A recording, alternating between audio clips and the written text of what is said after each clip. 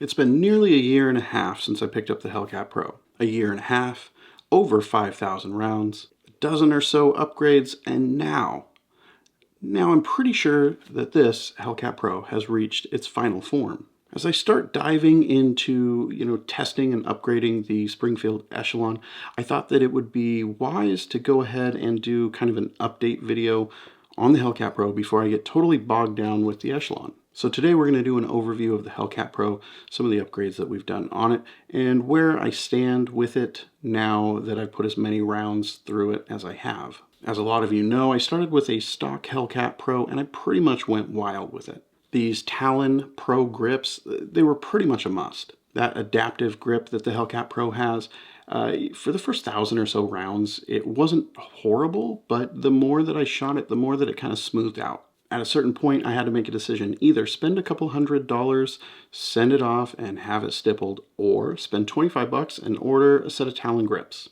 Honestly, I'm glad that I went with the Talon grips. The Talon Pro grip, it's one of those upgrades that I really recommend that everybody do on their Hellcat Pro. I, of course, have the Apex Classic trigger and extended mag release on here. Now, I always fall back to Apex when it comes to triggers. It boils down to performance and the trust that I have in the manufacturer and their testing process. With any gun, not just the Hellcat Pro, if you're going to change trigger systems, you really need to go with a company that you trust. A company whose trigger is safe and that you know it's not going to fail you. For me, that's Apex. I've seen how they test their products, and when it comes to reliability, Apex just has it. So this Hellcat Pro, I have the classic trigger. This is the first one that they put out. My other Hellcat Pro, I have the new Type 3. I actually prefer the Type 3, but between the two, it's just a little bit of a visual difference. I think the Type 3 looks better, feels a little bit better on the finger, but either one is going to be a solid choice. The extended mag release is another good upgrade. Now, the stock mag release, it's not bad. It's just that the Apex is a little bit better. I'm actually surprised at how much I like the feel of the Apex mag release for the Hellcat Pro. Okay, what's next? How about sights? I have the Holosun 407K mounted here using the C&H Precision adapter plate. Links for everything down below with some discount codes if you're into that. The 407K is probably my favorite optic right now, and that has everything to do with the dot. For this size optic, Holosun has the 407K and the 507K. The 407K, which I have, has a 6 MOA dot. The 507K has the 2 MOA dot with the 32 MOA ring around it. They're both great optics. I just prefer the 6 MOA dot that's on this 407K. It's super easy for my eye to pick up, and I don't feel like it's distracting like the circle dot combination. I've actually ran this red dot really hard, and it's been nothing but reliable. It's never failed. It's always retained 0. In fact, I like it so much that I bought the green version for my other Hellcat Pro. Now, like I said, I do have this mounted using the C&H adapter plate. Don't buy those cheap Amazon plates. They're really not very good. I had one, all the edges were sharp. The surface wasn't plain or level, I guess. So my optic actually didn't sit perfectly flat. Spend the extra money, buy the C&H plate. The reason that I'm using a plate is because I did not like the way that the optic sat after the slide was modified to be a direct mount. I didn't like it. Using the plate actually gave the optic more stability. Of course, this slide and barrel, they're not exactly stock. I did have them ported by Floyds Custom shop. Really, I have to say the port job on this gun is a thing of beauty. There's a pretty big difference between a stock configuration Hellcat Pro and this Hellcat Pro when we're talking about recoil. Now, the stock gun for me, honestly, it didn't have a ton of recoil, but I really wanted to try to dial it in and bring the amount of recoil down as much as possible to help speed up and increase accuracy on follow-up shots. Now, sure, a ported gun is quite a bit louder than a stock gun, but also it is a much softer shooting gun than my other one, which has a comp on it. The other bonus to porting a Hellcat Pro is that this one will fit in any Hellcat Pro holster on the market. If you're thinking about porting your Hellcat Pro, just take a look at Floyd's Custom Shop. You're not going to be disappointed with the results. I am, of course, using the DPM recoil reduction spring in this gun. Now, it does lower the recoil a little bit. It's not a huge difference, but there is a difference nonetheless. I'm sure most of you guys have seen all the videos in my Hellcat Pro playlist. If you want to go through and see any of these additions to the gun, you can go watch those videos. Basically, at this point, we have two new additions to this gun since we last spoke about it. The first one is going to be the light, and I ended up landing on the TLR7A for this thing. Personally, I'm a Streamlight guy. Surefire makes really good products. The thing that has always bugged me is I feel like they're a little bit overpriced for what they are. They're great flashlights, but I don't really see why they cost as much as they do. When it came to picking a light for the Hellcat Pro, it was either going to be the TLR7A or the TLR7 Sub. Now the two lights, they're essentially the same as far as all their specifications go. What it boiled down to was the look. I like the way that the 7A looks on the Hellcat Pro a little bit more than the Sub. I know, it's a stupid way to pick a light, right? The thing is, those two lights are basically the same. The body is really the only difference. So really what it does boil down to is which one do you like the look of better? The biggest new addition to my Hellcat Pro is this gas pedal by Go Gun USA. Now, the stock takedown lever on these guns, it really does suck. It feels too smooth, and I always feel my support hand thumb wanting to move and slide all over the place while I'm shooting. Now, I did have the extended takedown lever from Apex installed on this gun, and that was quite a bit better than the stock one. The only thing is it had a bit of a almost sharp edge to it, and it wasn't the most comfortable on my thumb. Then I moved over to this gas pedal right here. This isn't your typical kind of forward and down pressing thumb rest, accelerator, whatever you want to call it. If you really want to use this product, you need to take the time to go to the Go Gun website and read about their OPP or opposable grip. Otherwise, you're not going to see enough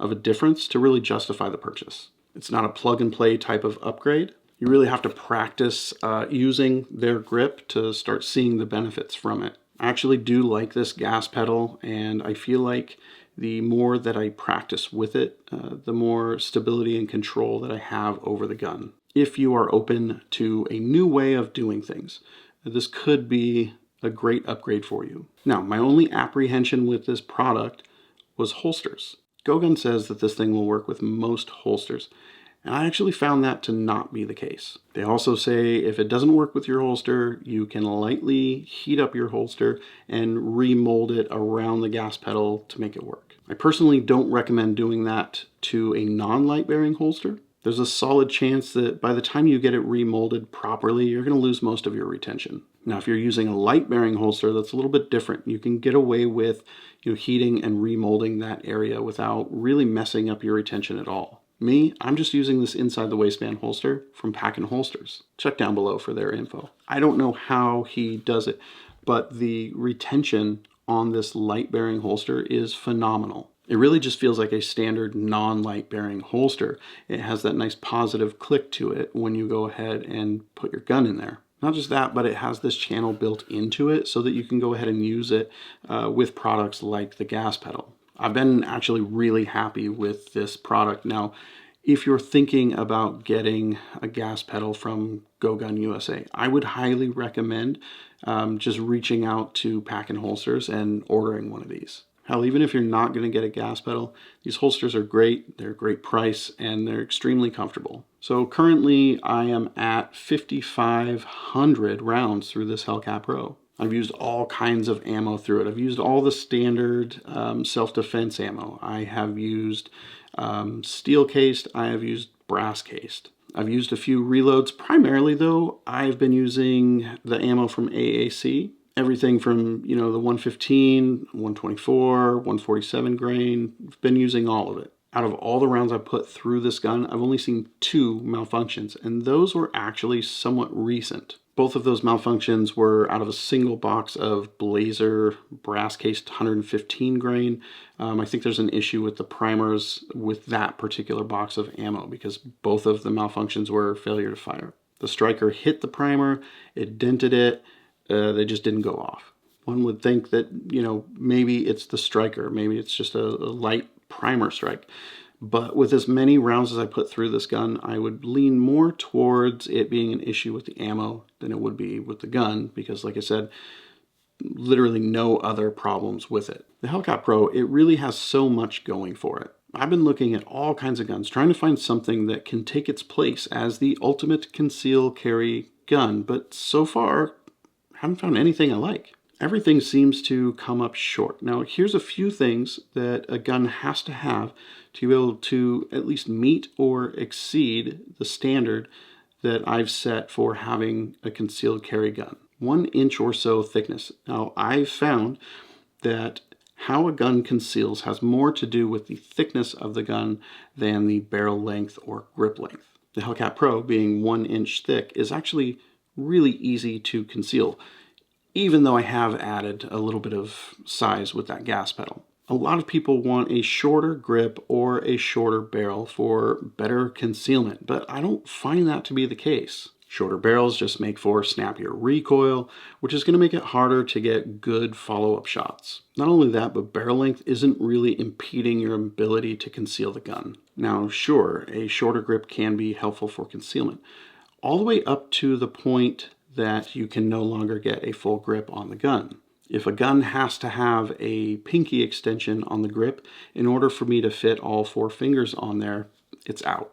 I don't feel like it's a great idea to use a gun where I have to break my grip in order to change the magazine. It just doesn't make sense.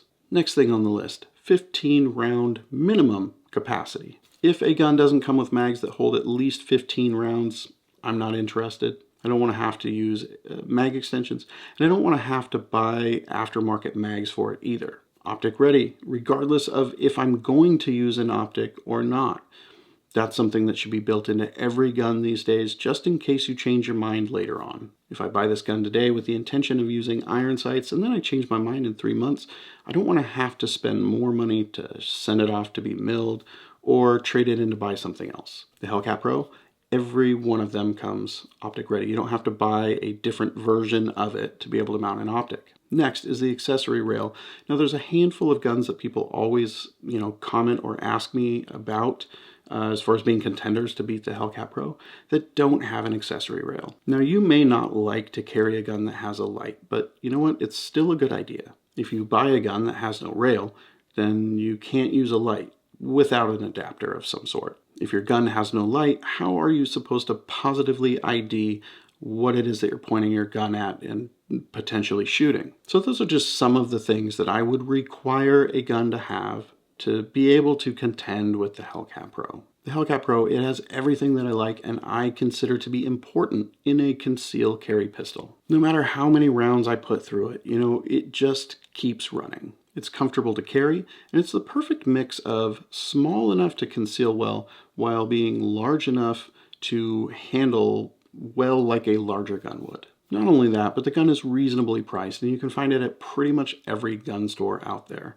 As far as holster selection, everybody makes one. Aftermarket support, obviously not a problem either. If I had to do it all over again, of course I would. If you're in the market for a concealed carry pistol, the Hellcat Pro every single time would be my recommendation. At 5,500 rounds through this gun, I have every bit of confidence in its abilities. Now, I'm going to keep carrying this gun while I continue to look for something else to hopefully dethrone it as the ultimate concealed carry. Till then, get some range time in, and I'll see you back here real soon.